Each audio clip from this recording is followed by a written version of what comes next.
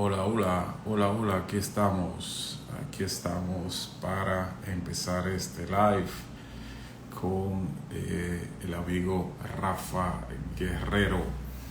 Aquí estamos para empezar en breves instantes para este live con Rafa Guerrero titulado Claves para la educación emocional de adolescentes en la incertidumbre, Santo Domingo y España en comunicación. Aquí veo que entró Rafa, bueno, pues vamos de inmediato.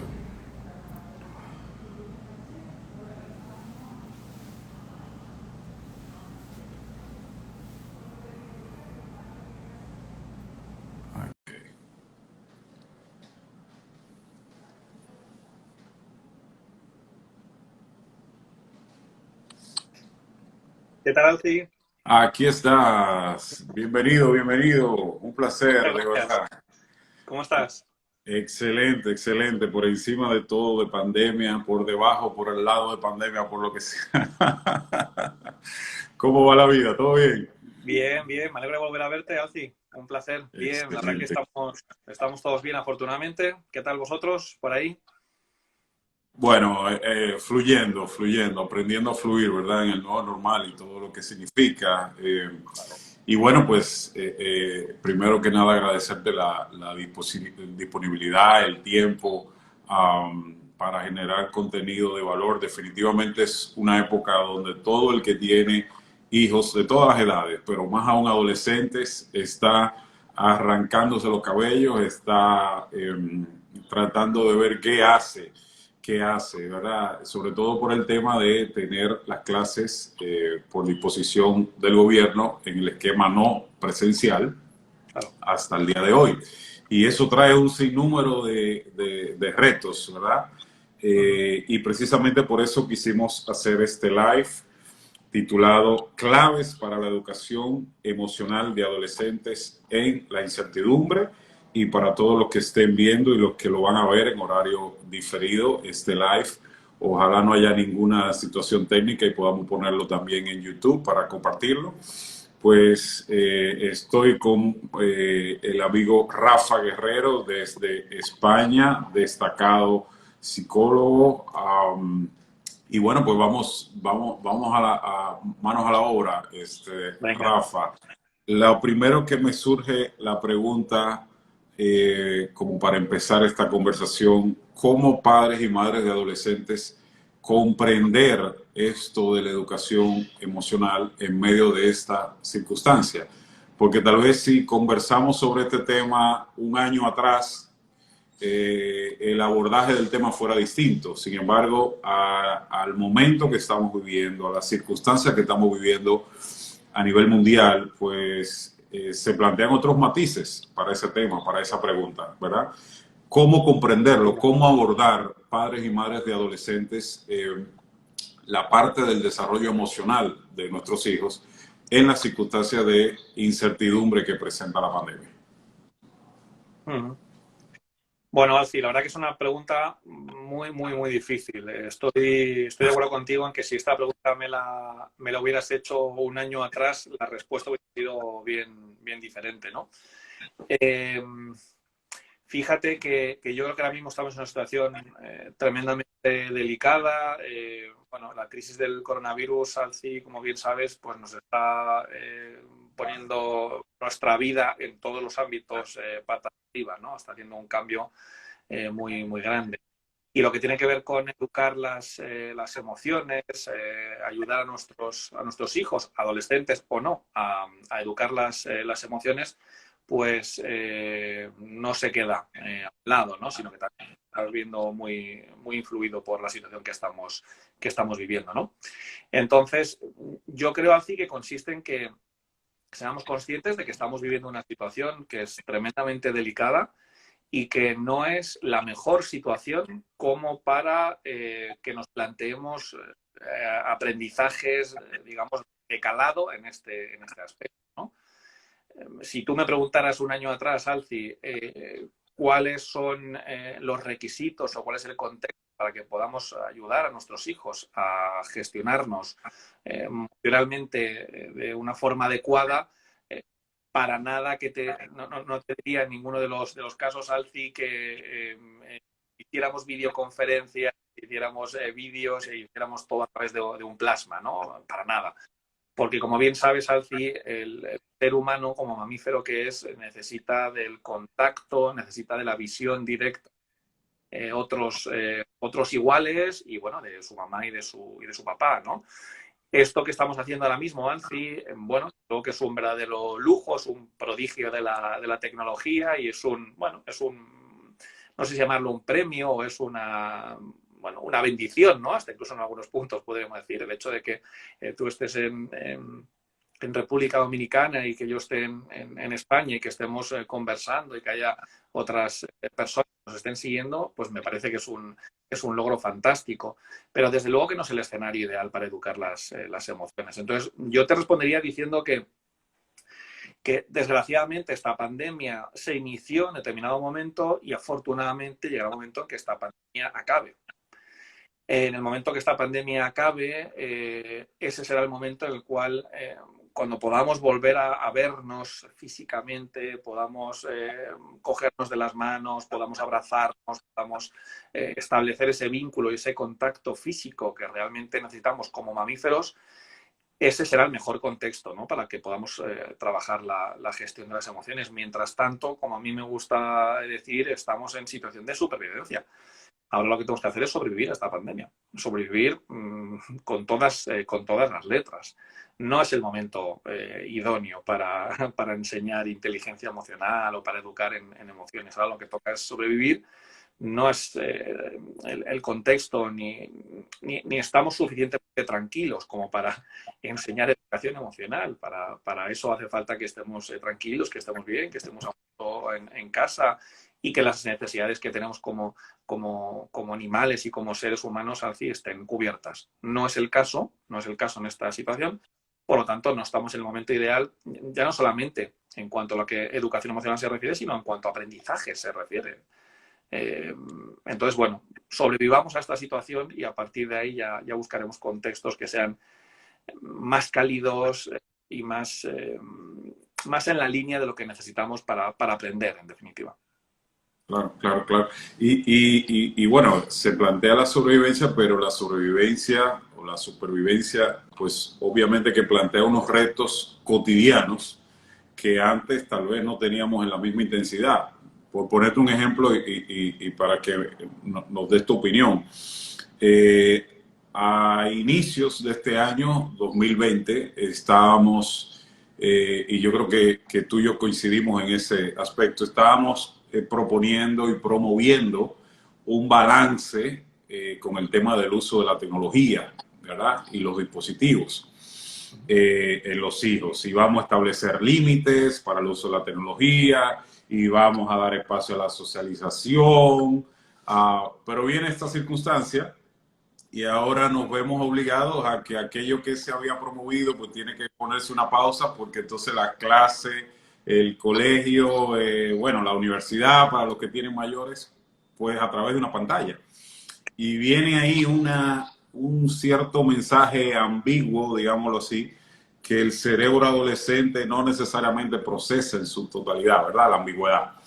Entonces te pregunto, ¿qué opinas en ese sentido? Porque viene aquí un reto de que antes te decía, vamos a ponerle límites a esto, ahora no puedo decirle que le pongamos límites a esto, hasta nuevo aviso, qué va a pasar cuando ya sí podamos volver a lo presencial. Todo ese conjunto genera mucha incertidumbre, porque incluso el padre y la madre presente, comprometido, que lo quiere hacer bien, pues venía empujando un discurso y ahora tiene que frenarlo de golpe. Ahora tiene que frenar el discurso de golpe. Y eso genera mucha incertidumbre, porque la primera pregunta a un papá, a una mamá, y más aún de edad adolescente es, ¿y entonces qué hago? Entonces, ¿cómo pongo límites? ¿Qué opinión te merece? Bueno, Alci, comentas muchas cosas que son muy interesantes, ¿no? En primer lugar, la esencia del ser humano nos transmite en el día a día que llevamos fatal esto de la incertidumbre, ¿no? Hubo un estudio clásico que a mí me impactó mucho en psicología, y es que se analizó el nivel de estrés y el nivel de ansiedad de mujeres cuyos maridos, cuyos hombres habían acudido a la Primera Guerra Mundial. Entonces se evaluó la ansiedad, ¿no? La gestión emocional, digamos, de mujeres que ya sabían, que habían sido informadas de que sus maridos habían fallecido en la Primera Guerra Mundial, y también se evaluó la incidencia del estrés en mujeres que aún no sabían del paradero de sus maridos. Y lo que se vio, curiosamente, es que las mujeres del primer grupo, las que ya sabían que sus maridos habían fallecido, tenían niveles de ansiedad y niveles de estrés bastante menores que en las que vivían en la incertidumbre. Por lo tanto, el ser humano, Alci, como bien sabes, gestiona y tolera muy mal los niveles de incertidumbre, ¿no? Eso en primer lugar. Yo creo que otro de los aspectos que creo que tenemos que tener en cuenta, Alci, es que la realidad manda. Entonces, yo estoy seguro que muchas de las familias que nos están viendo ahora llevan una muy buena gestión de lo que son los dispositivos tecnológicos, y tienen unos horarios y saben perfectamente las implicaciones que tiene el que estén demasiadas horas delante de dispositivos tecnológicos, el que vean demasiadas horas la televisión, y por eso han llegado a acuerdos con sus hijos, adolescentes o no adolescentes, para un correcto y un sano uso de dispositivos tecnológicos. No solamente en cuanto a horas, sino en cuanto a el uso que estamos haciendo, ¿no? No solamente la cantidad, sino la calidad. Ahora bien, como tú decías antes, de repente aparece esta situación que no estaba en el guión, nadie tenía en su guión de vida la situación del coronavirus, nadie la deseó y nos la encontramos todos así de repente, además prácticamente de la noche a la mañana, y entonces se rompen los esquemas. Desde luego, la realidad manda, Alci, y nos toca, bueno, pues flexibilizar, nos toca adaptarnos, nos toca ser resilientes, ¿no? Que hablan muchos autores como Cyrulnik, ¿no? Y entonces ahora lo que tenemos que hacer es poder adaptarnos a la realidad que tenemos. El caso es que nos encontramos con mamás y con papás, Alci, como tú bien sabes, y lo estáis viviendo en vuestro centro, mamás y papás que tienen que trabajar desde casa, cuyos hijos tienen que seguir conectados en línea a las clases virtuales. Y entonces resulta que es que, bueno, pues los niveles o el número de horas que nuestros hijos están dedicando a los dispositivos tecnológicos ha aumentado exponencialmente. Pero claro, es que mamá y papá no pueden estar ahí porque también a la vez tienen que estar en la habitación de al lado trabajando, ¿no? Entonces yo creo que la respuesta que te doy ahora es complementaria a la respuesta que te daba antes. No dejamos de adaptarnos, no dejamos de estar en una situación que ha sido impuesta, y ahora mismo lo que estamos haciendo es poner un parche. Estamos poniendo un parche para poder salir a la superficie, para poder salir a flote, para poder sobrevivir, como hablábamos al principio, y bueno, en definitiva, para poder superar esta situación como buenamente podamos, y ya luego volveremos otra vez a darle al botón de actualizar para volver a poner en marcha una serie de normas que creo que son importantes y una serie de buenos usos, en este caso hablando de dispositivos tecnológicos. Entonces la respuesta es bastante difícil. Entonces tú me decías, ¿qué hacemos? Bueno, vamos a hacer lo que buenamente podemos. Vamos a seguir poniendo el parche a esta situación, tratemos de salir de ella lo antes posible y de la mejor manera posible. Y a partir de ahí, cuando estemos en una situación más de menor incertidumbre, de menor ambigüedad y de mayor tranquilidad, por lo tanto, y mayor control por nuestra parte, Alci, en ese momento será el momento de que tomemos las riendas de manera más seria. Pero estamos en situación de supervivencia y estamos en una situación donde tenemos un parche, donde tenemos que poner un parche a esta situación. Y salimos a flote como podemos. Decía Sigmund Freud que uno hace en esta vida solamente aquello que puede. Pues en ello estamos. En ello estamos. Mira, te comparto y me viene a la cabeza por lo que acabas de decir. Nosotros como escuela tuvimos una experiencia bastante particular cuando estaba terminando el ciclo escolar anterior, que para nosotros es mayo, junio, por ahí. Y fue, bueno, veníamos desde marzo con el tema de la cuarentena y entendíamos que ya 2 meses, 3 meses era mucho, ¿verdad? Lo que habían vivido nuestros estudiantes tomando las clases no presenciales y lo que les afectaba en la parte de la socialización. Y lo que generamos fue una idea de una convivencia online, jornada de integración online, donde no había docencia académica como tal, sino que íbamos a hacer una actividad con cada grupo a través de una plataforma tecnológica para generar integración y socialización entre ellos. Lo cual de entrada sonaba bastante raro, pero la intención y el propósito estaba muy claro. Y a mí me llamó mucho la atención los resultados y te lo comparto, porque en ese momento encontrábamos que ya era mucho tiempo que tenían en la pantalla. Y te estoy hablando de mayo. Ya vamos a empezar a diciembre y estamos en la pantalla. Y te lo traigo a colación por la palabra que me viene a la cabeza, la expectativa.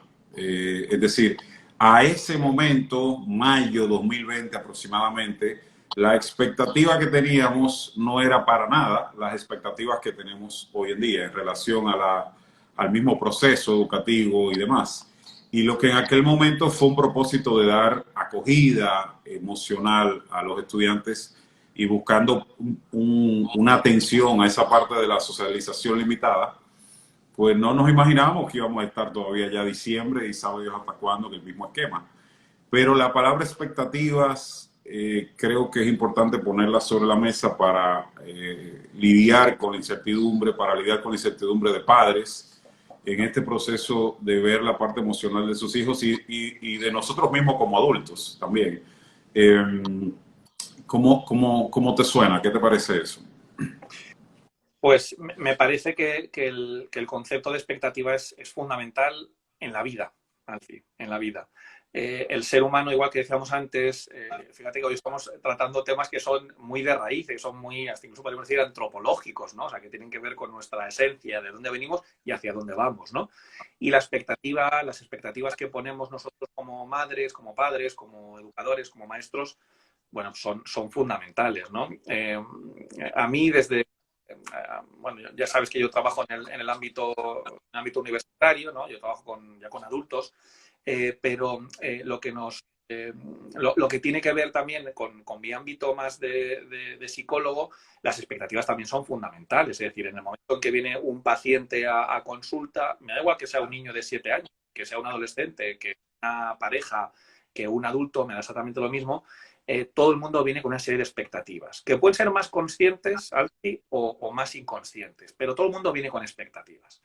Entonces, lo que me parece que es fundamental es que seamos capaces nosotros, como digamos, los fuertes de la relación, es decir, el terapeuta, el profesor, el mamá, papá, los fuertes de la relación, los que tenemos que estructurar de una manera suficientemente sana los distintos contextos, somos los que tenemos que ajustar las expectativas. Por eso una de las primeras, y perdón, al ámbito de la psicoterapia, ¿no? Pero creo que puede servir como ejemplo, ¿no? En el momento en el que yo recibo unos pacientes en primera consulta, voy a repetir, independientemente de la edad, una de las primeras preguntas que hago es esta. ¿Cuáles son o cuál es tu expectativa? ¿Qué es lo que tú esperas? Y hay quien te dice, yo esperaba encontrar una solución en esta primera y única sesión. Bueno, pues eso no es posible.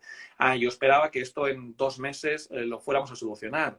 Yo esperaba había toda mi vida con un psicoterapeuta. Habrá que ver cada persona, habrá que ver cada situación, cada problemática y ajustar la expectativa, ¿no? Entonces, en el ámbito educativo y en el ámbito familiar, al fin pasa exactamente lo mismo, como bien sabes. Creo que nosotros, como madres y como padres, como docentes, tenemos que ser capaces de ajustar las expectativas. Lo que pasa es que la situación que estamos viviendo ahora es muy difícil. Es decir, ¿qué le puedo decir yo a mi hijo de cuándo va a acabar el coronavirus? No sé. Me encantaría decirle que el mes que viene o empezaremos enero del 2021 sin coronavirus, pero no tiene pinta de que vaya a ser así, ¿no? Hay mucha incertidumbre, hay mucha información, incluso a veces hay demasiada información y hasta incluso a veces contradictoria. Entonces, yo creo que también, lo que decimos al principio, Alci, es que es importante que estructuremos los contextos, pero también es cierto que en determinados momentos, como es el actual, es muy difícil poder estructurar. Y no es que no te lo quiera decir, hijo mío, sino que no tengo la información o nadie sabe cuándo vamos a poder salir de esto. Esperemos que salgamos lo antes posible, pero no lo sé. Y yo creo que esas situaciones, que son las menos, Alfie, son las menos, donde las expectativas son abrir todo un abanico de opciones y no saber por dónde vamos a tirar, creo que eso también hace fuerte al ser humano. Creo que eso también hace fuerte a nuestros hijos. Es decir, que la vacuna, nunca mejor dicho, ¿no? La vacuna, el antídoto de no hay expectativas, no sé lo que va a pasar. Es decir, esto es como si de repente baja la niebla y de repente yo tenía muy claro el camino y no sé ahora por dónde tengo que tirar, ¿no? Pues el hecho de que pongamos a nuestros hijos, Alfie, a nuestros alumnos, independientemente de su edad, en situaciones donde no sepan por dónde tirar, donde no sepamos por dónde tirar, donde el que lleva el timón del barco no sabe por dónde tirar, creo que eso de vez en cuando es francamente positivo. No digo siempre, porque siempre sería tremendamente caótico y generaría mucho estrés y es una situación muy desagradable, pero de vez en cuando vacunarles y hacerles vivir y hacerles sentir que no siempre tenemos respuestas para todo, me parece que es tremendamente positivo y tremendamente efectivo. Claro, claro, claro. Y es un poco romper, yo diría nosotros mismos, con esta mentalidad de la certeza en todo momento, lo cual no es el mundo de hoy, ¿verdad? Y precisamente, me viene a la cabeza la frase aquella famosa de Toffler, de Alvin Toffler, la necesidad en el siglo XXI de reaprender, desaprender y aprender de nuevo, es decir, un constante proceso de aprendizaje. ¿Y qué más con el tema de la incertidumbre, verdad? Y eso me lleva a un punto neurálgico aquí que sé que trabaja mucho, que es el tema del vínculo.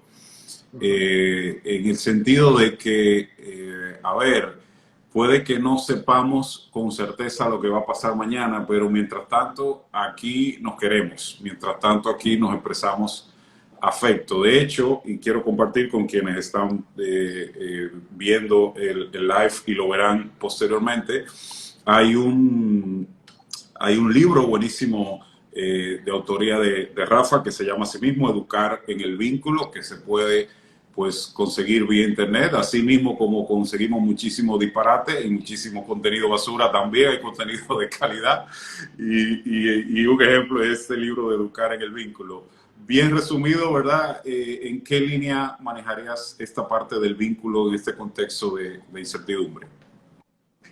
Pues fíjate, Alci, que el vínculo es una de nuestras raíces, es algo que nos une y es algo que también tiene que ver con algo que comentábamos al principio, que es la supervivencia. Si nos centráramos en un reptil, que es una especie precocial, los reptiles vienen a este mundo con un sistema y una preparación que desde el momento del nacimiento, Alci, como bien sabes, ya están en funcionamiento de manera autónoma, ¿no? Es decir, funcionan de manera independiente, funcionan de manera autónoma, sin necesidad de sus progenitores. Funcionan. Y funcionan siempre desde la supervivencia. Es decir, la serpiente, la tortuga, el dragón de Komodo que acaba de nacer ya está preparado desde el momento en que rompe el huevo para funcionar de manera independiente. Por eso se les llama especies precociales, porque son precoces, son tremendamente precoces para funcionar de una manera independiente. Ahora bien, nos encontramos con una especie que podríamos decir que es completamente contraria, que somos nosotros los mamíferos, ¿no? En concreto, nosotros somos primates y dentro de los primates, pertenecemos al grupo que llaman los grandes simios, ¿no? Los 5 grandes, ¿no? Y ahí nos encontramos con que nosotros somos una especie, a diferencia de los reptiles, que somos altriciales. ¿Y esto de altricial qué quiere decir? Bueno, pues que necesitamos del vínculo. Que venimos a este mundo tan inmaduros, que venimos a este mundo tan sin hacer, venimos antes de tiempo, sin estar preparados, que o bien hay alguien que se hace cargo de mí o yo me muero. Y esto es algo contrario a lo que tiene el reptil. Entonces nosotros como mamíferos, nosotros como primates y como seres humanos necesitamos que haya alguien que se haga cargo de nosotros. Habitualmente ese alguien del que hablamos, Alci, como bien sabes, es mamá, es papá, pero no tiene por qué. Es decir, el neonato necesita de alguien, de una persona que sea capaz de conectar con las necesidades suyas, ¿no? Con las necesidades del neonato, que sea capaz de darle aquello que necesita, ¿no? De cubrir su frío, de darle de comer, de darle de mamar, de protegerle de todo aquello que pueda ser dañino para él o para ella. Por lo tanto, el vínculo es la esencia de los mamíferos. Y claro, a medida que vamos subiendo más en la escala evolutiva, en la cúspide nos encontramos nosotros como Homo sapiens sapiens, nos encontramos con que el vínculo, la necesidad del otro, es fundamental. De ahí vino un poco la idea de crear este libro, que como bien dices se titula Educar en el vínculo, para que expliquemos la importancia del vínculo, la importancia del apego, los distintos tipos de apego que existen, tanto el seguro como los inseguros, y luego también que veamos determinados elementos, determinadas cosas que dependen o bueno, que están ahí metidas en educación y que van a afectar a un buen o a un mal vínculo, ¿no? Como pueden ser los dispositivos tecnológicos que hemos hablado, como puede ser la alimentación, como puede ser el sueño, el ejercicio físico, todo esto, desde luego, la sociabilidad, todo, ¿no? Todo esto afecta o para bien o para mal según el uso que hagamos a la manera que tenemos de vincularnos y relacionarnos. Y esta es la esencia del humano. El ser humano que vive constantemente solo, sin pareja, sin relaciones sociales y que vive solo completamente, eso es sinónimo de sufrimiento, eso es sinónimo de patología en un porcentaje muy importante de los casos, ¿no? Y en cambio aquel niño, aquel adolescente que tiene una buena red social, que se relaciona, que se vincula de manera sana, que por supuesto que tiene sus conflictos y tiene sus momentos donde experimenta emociones desagradables, desde luego que eso implica una buena salud emocional. Y una buena salud emocional implica un buen vínculo. Y esto es fundamental en el caso del ser humano, ¿no? Excelente. Bueno, paso rápido mirada a algunos de los comentarios, preguntas que hay de gente que ha participado por acá. Hola Rafa, gracias por este live para Dominicana, bienvenido. Alguien por ahí, muy interesante el tema. Alguien por acá dice, a nosotros como familia nos ha venido perfecto el confinamiento. Hemos mejorado muchísimo. ¿Qué te parece? ¿Qué opinas? Sí, la verdad que el confinamiento ha sido, para algunos ha sido una panacea y para otros ha sido una auténtica tortura.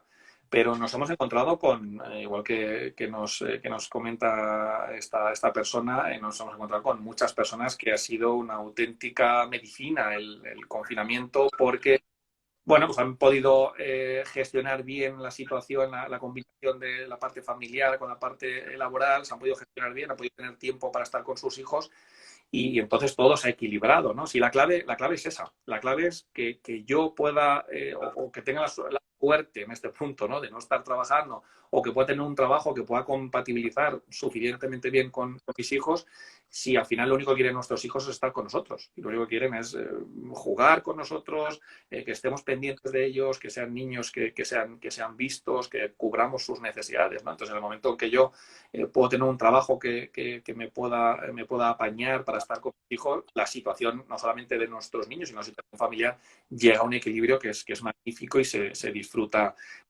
muchísimo. Y eso es una bendición, ¿no? Como decíamos antes. Pero sí, afortunadamente nos hemos encontrado con muchas familias que estaban fatal antes del confinamiento, fatal, y que el confinamiento les ha venido como una terapia familiar estupenda, ¿no? Y de lo cual, Intensiva, sí.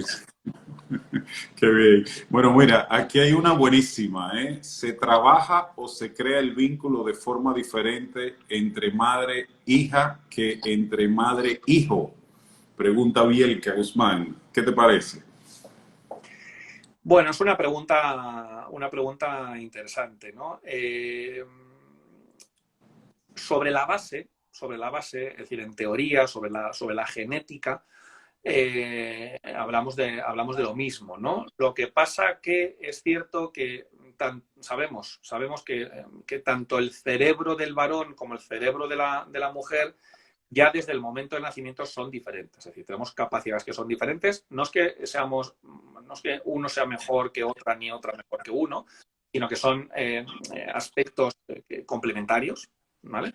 Por ejemplo, la mujer de media o de promedio es bastante más empática y gestiona bastante mejor las emociones y la parte social, y el varón tiene, por ejemplo, una mejor capacidad tanto de orientación espacial como matemática, ¿no?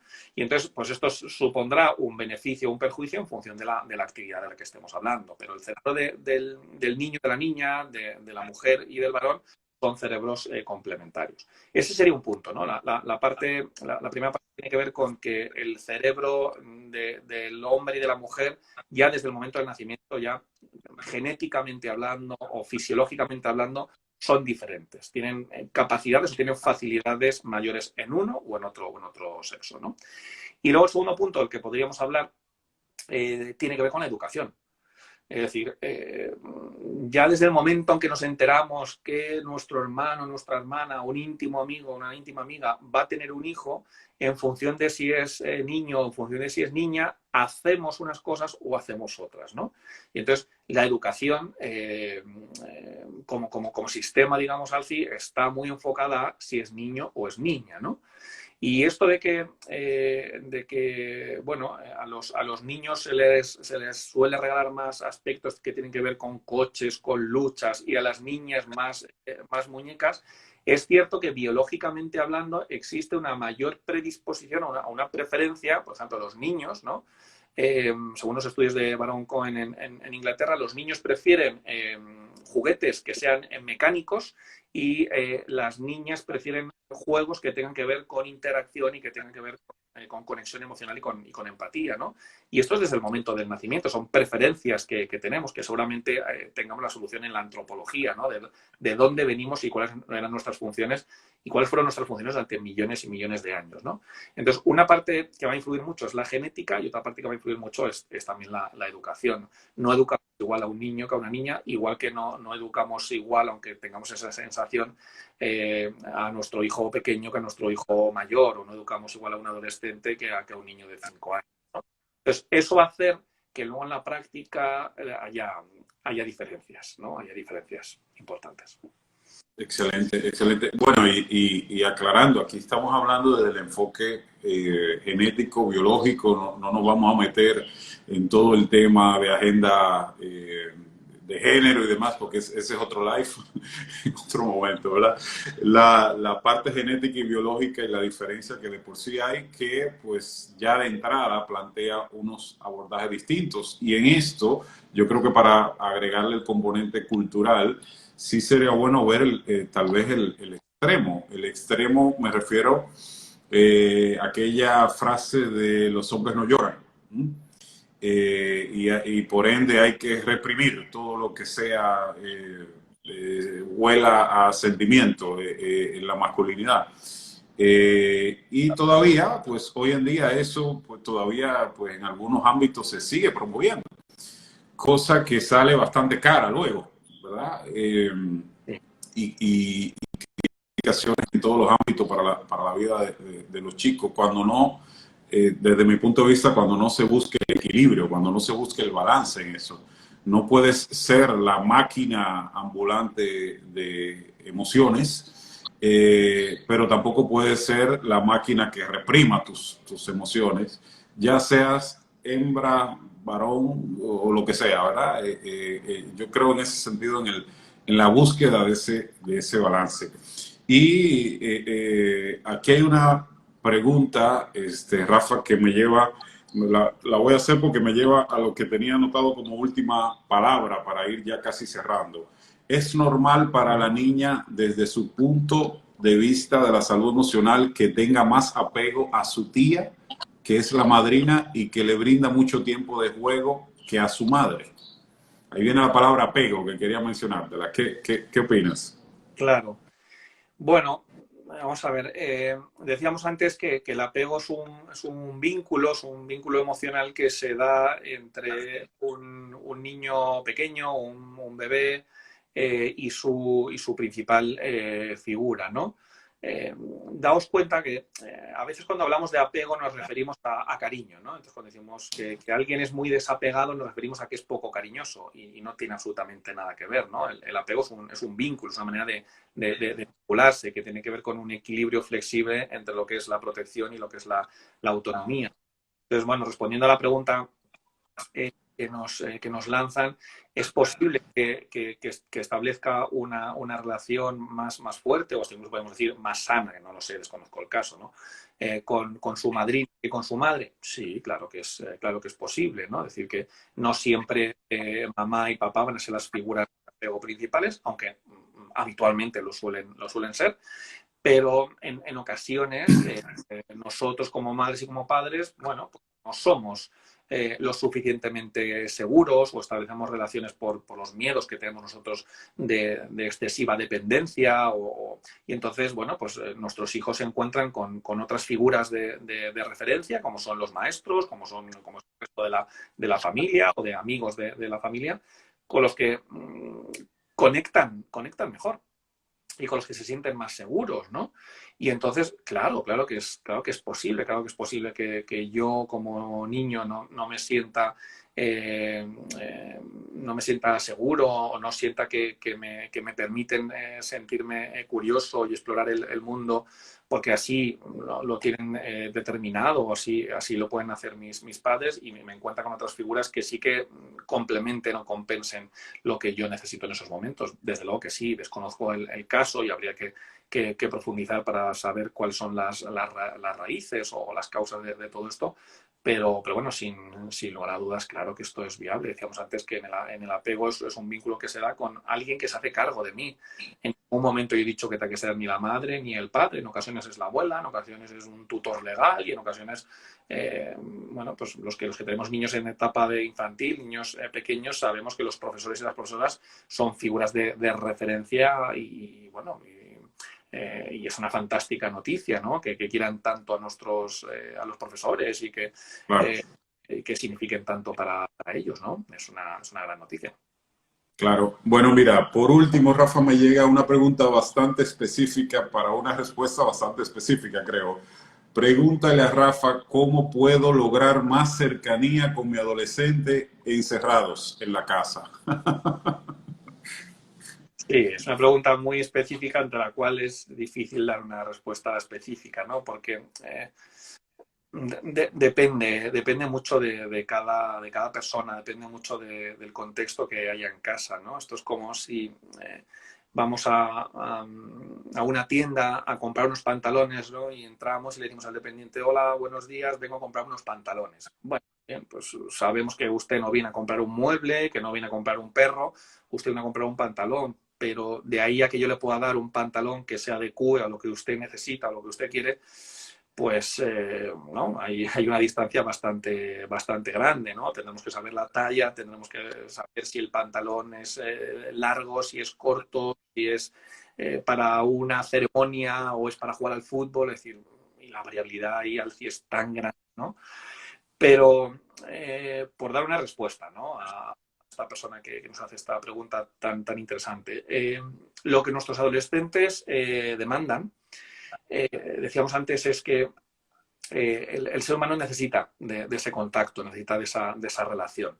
Y el adolescente hace unos años era un niño, ¿no? Un niño que demandaba mucho de mamá, que demandaba mucho de papá, que mamá y papá eran figuras de referencia y él se sentía protegido y se sentía a gusto y se sentía bien con su madre. Cuando llega la etapa adolescente, se produce una reestructuración, ¿no? Es como si le diéramos al botón de refresh del ordenador, le damos al botón de actualizar y entonces se reestructura todo.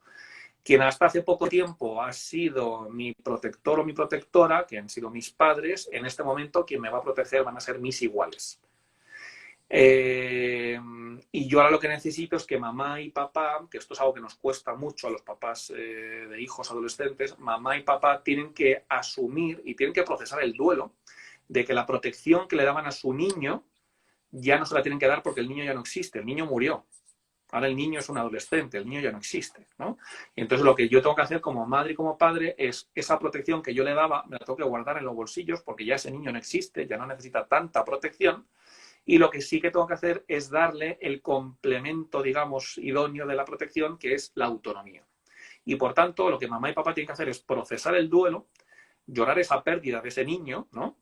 Y hacerse cargo de que ahora lo que tengo que hacer es darle más autonomía, fomentar su curiosidad, fomentar que exploren con su entorno, ¿no? Con sus iguales, y quedarme yo en un segundo plano. Por eso me gusta decir que en la adolescencia la mejor protección, la mejor salud cerebral y emocional que podemos darle a nuestros hijos no consiste en la protección, sino consiste en la distancia.